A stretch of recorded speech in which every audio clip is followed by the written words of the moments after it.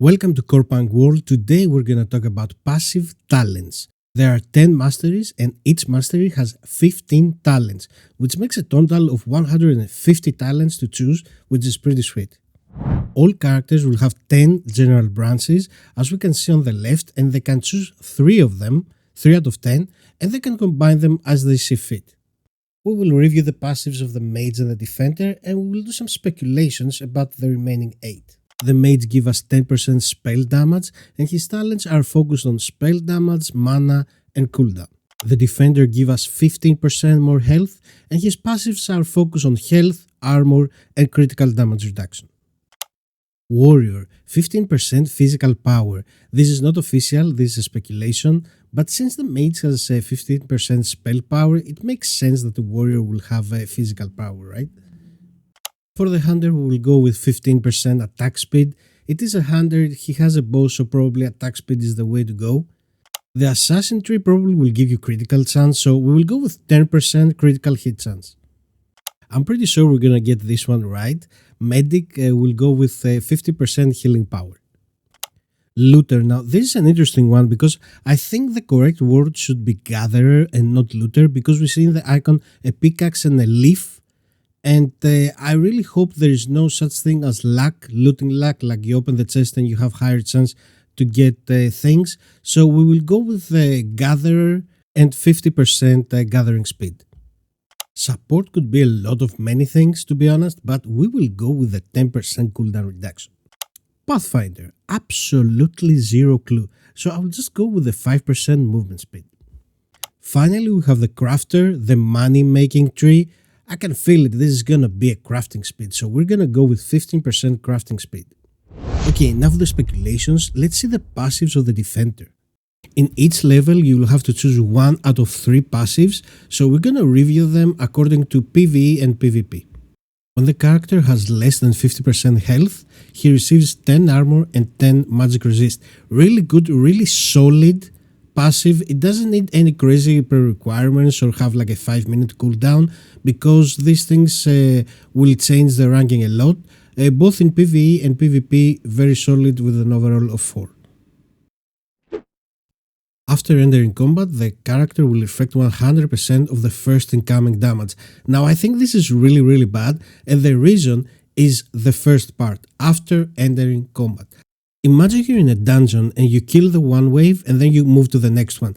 There is not enough time for you to get out of combat. We know there's like a music when you get in combat that's more intense, and when that music ends is when the time you go out of combat. So there is no time in PvE. In PvP, okay, maybe it's a little better, maybe in an arena, in a 1v1, it can be useful, but then again, compared to the first and the third one, it's not even close.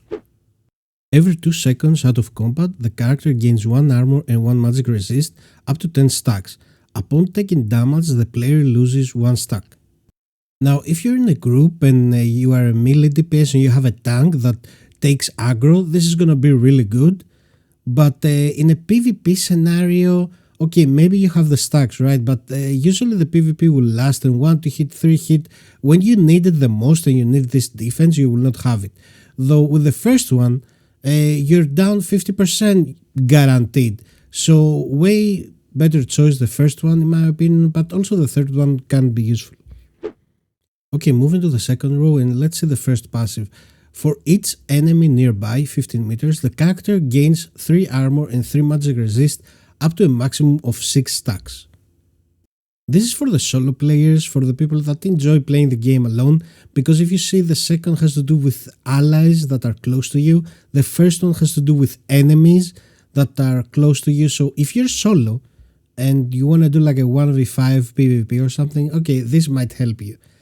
Armor and magic resist are increased by 5 for each ally champion nearby the character, maximum 3 stacks. If you play with friends and you're always in a party, this is a no-brainer, like you will definitely pick up this. Taking magic damage grants a magical shield for 10% of your maximum health. Taking physical damage grants a physical shield for 10% of your maximum health. Cooldown 3 minutes. This is for very specific health builds, like if you have a lot of health, that means that the shield will be way bigger, so okay, maybe it's worth it, but that's about it. The next three options have to do with critical. All critical strikes dealt to the character have a reduced critical damage multiplier of 50%. Very solid, the definition of passive talent, like you don't do anything and you just have a 50% critical hit damage reduction.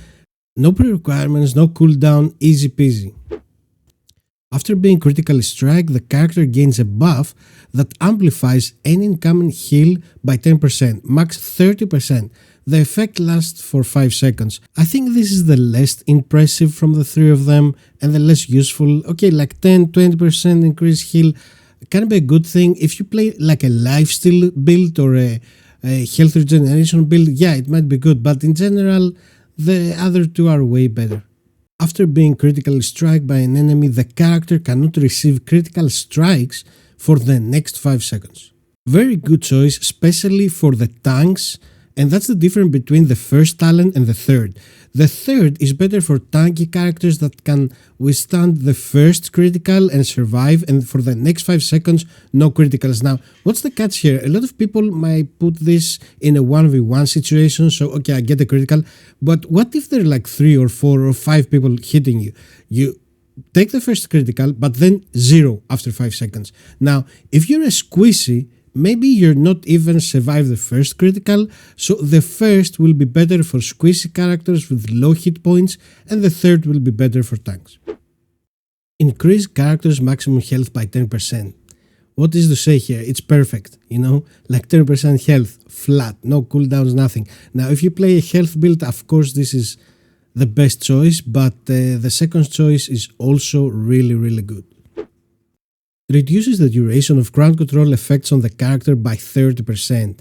Okay, this is good, like this is the only one that I have 5 out of 5 because no matter what, you want CC reduction. It's 30%, which means that with 1-2 more items, you probably reach the cap. We don't know what's the cap right now, but this is for every character in the game. For each enemy killed, the character gains 0.1%, max 10% maximum health. All stacks are lost upon death. Now, I don't know, is this a joke or something? Maybe it's a mistake because the first gives you 10% flat, just like that. This gives you 10% with stacks and you lose it upon death. I think this should be like 15%, right? It will make more sense, but as 10%, it's epic trash. When receiving lethal damage, the character has 50% chance to avoid the attack. Additionally, the character regenerates 30% of the missing life over 10 seconds. This effect can only be occur every 5 minutes. Boy oh boy. Okay, now I'm not a big fan of chance and 50%, but this is strong. This is really strong, especially for squishy characters that want to cheat death. It's really good. If you're a more tanky character, I will go for the third one. But this gives you, even if it's 50%, gives you a chance to survive and come back. While under the effect of hard ground control, the character restores 2% maximum health per second. Now, this is epic trash, right? Like, okay, imagine that you're getting CC for 3 seconds, right? You're 3 seconds stun and you get 6% health. In 3 seconds you're dead, it doesn't even matter. I think the percentage that you restore health should be much higher, at least like, I don't know, 4%, maybe 5%. If the character's health fall below 20%, all damage taken in the next 5 seconds will be absorbed and dealt over 10 seconds as a damage over time effect. This effect can only occur every 3 minutes.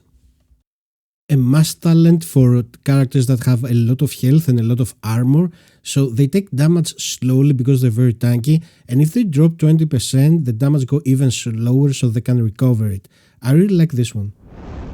So many information, so many stuff. We will close this video here now, and there will be a new video about the talents of the mage. Thank you for watching. I hope you learned new stuff. You know, I sure did. Like, I saw all the talents in very detailed fashion, which was good. If you don't agree with something that I said, it's just fine. You can just, I don't know, leave a comment, find me on Discord. We can talk about it.